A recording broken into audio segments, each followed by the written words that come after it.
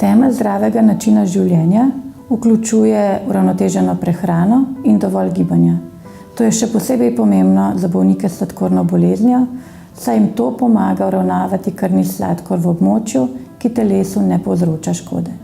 Bolnikom v prvi vrsti svetujemo redno in uravnoteženo prehrano z več manjšimi obroki, ki so enakomerno porazdeljeni skozi ves dan.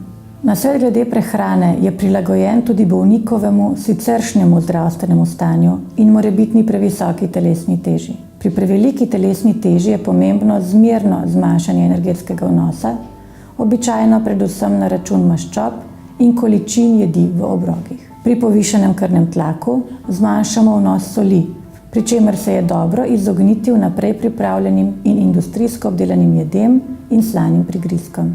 Na splošno pa velja priporočilo, da je najbolje jesti doma pripravljeno hrano. Polovico krožnika naj sestavlja zelenjava, kjer so vlaknine. Četrtino krožnika predstavljajo ogljikovi hidrati. Pretežno gre za škrobno prilogo, kot je krompir, riž, testenine, kaše in podobno. Preostalo četrtino predstavlja skupina beljakovin, na primer pusto meso, ribe, jajca, skuta, pusti siri. Zraven sodi še sveža solata in kozarec vode. Uživanje sadja je sicer priporočljivo, vendar ga je potrebno nekoliko omejiti. Svetuje se približno 2 jabolki ali 2 pesti drugega sadja na dan. Prehrana popolnoma brez dodanega sladkorja ni obvezna, je pa priporočljivo, da je dodajanje sladkorja čim manjše. Dobro je, če se lahko izognete vsem ocvrtim jedem ter nasičenim maščobam, ki se nahajajo v mastnih delih mesa in mesnih izdelkih, perutninski koži, polnomastnemu mleku, polnomastnih mlečnih izdelkih, slaščicah in jedeh, ki vsebujejo maščobo živalskega izvora ali kokosovo maščobo. Te jedi so energetsko bolj bogate.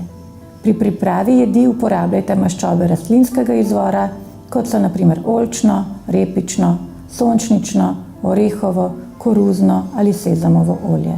Količina mesa na krožniku naj bo v velikosti dlani brez prstov. Stročnice, kot so fižol, leča, bob, grah, so bogat vir beljakovin in prehranskih vlaknin in lahko občasno nadomestijo meso. Priporočljivo je redno uživanje svežih rib. Čezmerno pitje alkohola je škodljivo vam in vašim bližnjim. Izdelki, ki jih oglašujejo kot posebej primerne za sladkorno bolezen, niso potrebni, saj nimajo ugodnih učinkov na vaše zdravje in pogosto vsebujejo veliko energije. Prehranjevanje zunaj doma je lahko zdravo, če bolnik dobro pozna prehranske sestavine in osnovna pravila zdravega prehranjevanja. Prehranjevanju s hrano iz avtomata pa se je najbolje izogniti. Gibanje naj postane del bolnikovega vsakdana.